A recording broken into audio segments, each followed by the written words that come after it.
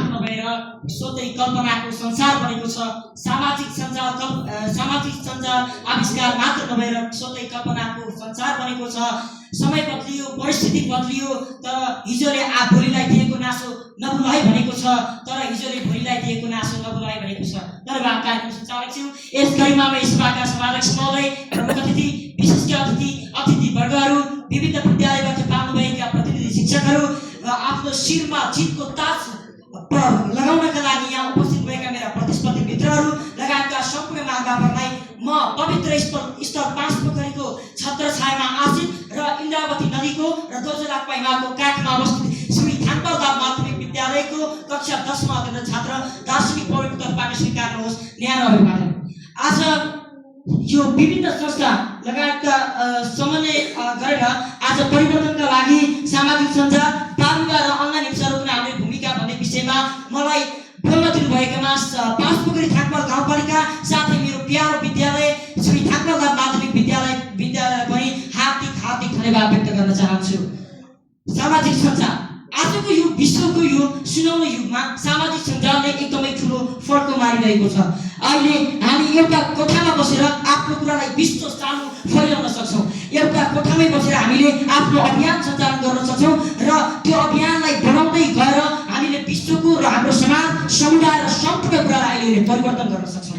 सामाजिक सञ्जालले हामीलाई हरेक कुरा दिएको छ, पढ्ने, सिक्ने। अहिले म यहीँ छु, हार्वर्ड युनिभर्सिटी अमेरिकामा गएर मैले त्यहाँ एजुकेसन लिन सक्छु। त्यो पनि नेपालमा यही पाँचपोखरी थाङपाल गाउँपालिका वडा नम्बर 6 मा बसेर हार्वर्ड युनिभर्सिटीको कुरा सिक्न सक्छु।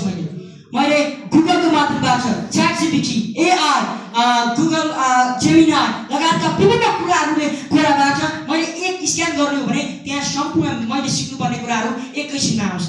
यो सामाजिक सञ्जालको सबैभन्दा ठुलो परिवर्तन। आज सामाजिक सञ्जालले आफ्नो फड्कोलाई यतिसम्म मारिसकेको छ कि AI को जमाना त छुट्नु, अब हामीले सामाजिक सञ्जालबाट नै हामीले विभिन्न भिडियोहरू बनाउन सक्ने भइसकेका छौँ। आज तपाईहरुले धेरै जसो मोबाइलमा, टिकटकमा, फेसबुकमा हेर्नुहुन्छ नि AI जेनेरेटेड भिडियो हेर्दा पनि कस्तो आनन्द लाग्छ नि। आज अहिलेको युगमा सामाजिक सञ्जालले कतिसम्म फड्को मारिसकेको रहेछ भन्ने कुरा हामीले त्यो भिडियोहरू लगायतका सम्पूर्ण कुराहरू गरेर थाहा पाउने भएका छौँ। आज सामाजिक सञ्जालले विश्वलाई नै परिवर्तन गरेको छैन कि यो हरेक युवा, हरेक व्यक्तिको सोचाइलाई पनि परिवर्तन गरेको छ र सामाजिक सञ्जालले आगामी दिनहरूमा पनि ठुलो फड्को मार्दै जानेछ भन्ने मेरो धारणा छ। सामाजिक सञ्जाल प्रयोग गर्दै जाँदाखेरि केही कमी कमजोरीहरू आउँछन् र यही कमी कमजोरीहरूलाई हामीले स्वीकार्नुपर्छ र त्यो कमी कमजोरीलाई हामीले त्यसलाई सुधार्नु पनि पर्छ। अब भने म अर्को गम्भीर विषयमा जान चाहन्छु। बाल विवाह 18 वर्ष नपुगिकन गरिने विवाह अथवा मुलुकी देवानी संहिता 2074 को धारा 38 परिच्छेद 1 उपधारा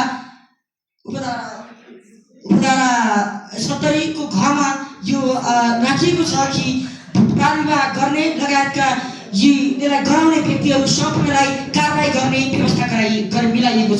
तर मेरो विचारमा लाग्छ तराईका केही क्षेत्रहरूमा अहिले पनि बाल विवाह एकदम बढ्दो रूपमा छ। हाम्रो सरकारले धेरै प्रयास गरेको छ, स्थानीय सरकारले धेरै प्रयास गरेको छ, तर पनि हाम्रा केही अशिक्षित व्यक्तिहरूले यो कार्यलाई एकदमै बढावा दिँदै गइरहनु भएको छ। हामीले यो कुराहरूलाई चाँडै नै यदि कार्यान्वयनमा ल्याउन सकेनौँ भने अवश्य त हामी भारत र बङ्गलादेशपछि तेस्रो स्थानमा बस्छौँ एसियामा बाल विवाहको मुद्दामा। अब हामी पहिलो स्थानमा आउनलाई केही क्षण मात्रै बाँकी छ र बाल विवाहकै कुरालाई म जोड्न चाहे। सेतो धरती की तारा एक मुख्य पात्र थिइन् सेतो धरतीमा।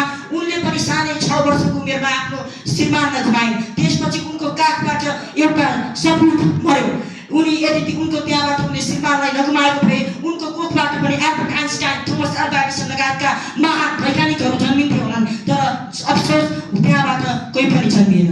हामीलाई थाहा छ बाल विवाह अहिले बढ्दो क्रममा छ। हामीले सकेसम्म समाजमा धेरै खालका अभियानहरू आयोजना गरिरहेका छौँ। Let's girls run, let's stop child wedding भन्ने कार्यक्रमहरू पनि विभिन्न ठाउँमा सञ्चालन भइरहेका छन्। तर लाग्छ आज यो रोक्ने स्थितिमा छैन, छन् बढी नै रहेको छ। कति ठाउँमा गएर अभियान चलाउनु, कति ठाउँमा के गर्नु भन्ने धेरैजनाको धारणा छ, तर के गर्ने, रोक्नको लागि केही त गर्नुपर्ने हुन्छ। हामीले बाल विवाहलाई एकदमै गहिरो नजरले हेर्ने हो भने नेपालमा पनि 2068 को जनगणना अनुसार हेर्ने हो भने 26.2%ले 18 वर्षभन्दा मुनिका बालबालिकाहरूले बाल विवाह गरेका छन्। त्यससँगै हाम्रा 1,35,000 भन्दा बढी बालबालिकाहरू 10 वर्षभन्दा मुनिका यस्ता बालबालिकाहरू छन् जसले सानै उमेरमा विवाह गरेका छन्। के हामीले यसलाई रोक्न सकिँदैन? छ, हामीसित हिम्मत छ, आँट छ, सामाजिक सञ्जाल छ।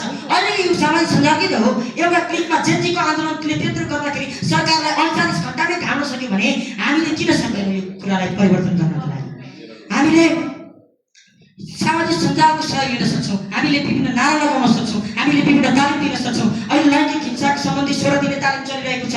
यो तालिमले पनि धेरै ठाउँमा महिला दिदीबहिनीहरूलाई साथ मिल्यो। अब हामीले पनि त आफै पनि त केही गर्न सक्छौँ भनेर त्यो यी कुरा तालिमहरूले पनि यहाँ सहयोग दिँदै आइरहेको छ। र बाल विवाहले आफ्नो ठुलो परिवर्तन लिँदै गर्दाखेरि हामीले यसलाई रोक्न पनि विभिन्न कार्यहरू गर्नुपर्ने हुन्छ। र यही बाल विवाहलाई एकदमै ठुलो रूपमा बढावा दिइरहने भनेको अनलाइन हिंसा। अनलाइन हिंसा यो भनेको डिजिटल प्लेटफर्म मार्फत चाहिँ नकारात्मक रूपमा नकारात्मक गतिविधि फैलाउने एउटा ठुलो कुरा।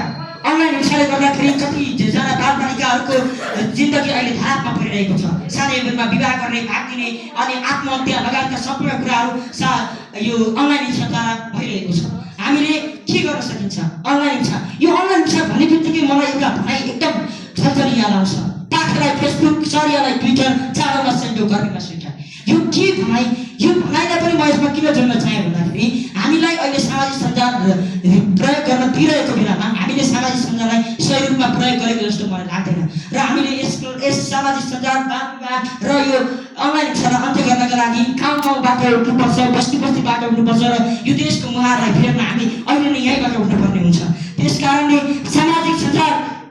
सामाजिक सञ्जाललाई हामीले प्रयोग गरेर सही दिशामा यदि लान सकिन्छ भने हामीले यो देशको मुहारलाई चाँडै नै फेर्न सक्नेछौँ। र सामाजिक सञ्जाललाई हामीले हरेक बेलामा राम्रो तरिकाले प्रयोग गरेर हामीले हरेक युवाहरूमा जोस जाग्न थाल्ने हो भने सामाजिक सञ्जाल, बाल विवाह र यो अनलाइन हिंसाका कुराहरूमा हाम्रो कुराहरू फैलाएर हामीले यसलाई चाँडै नै अन्त्य गर्नेछौँ।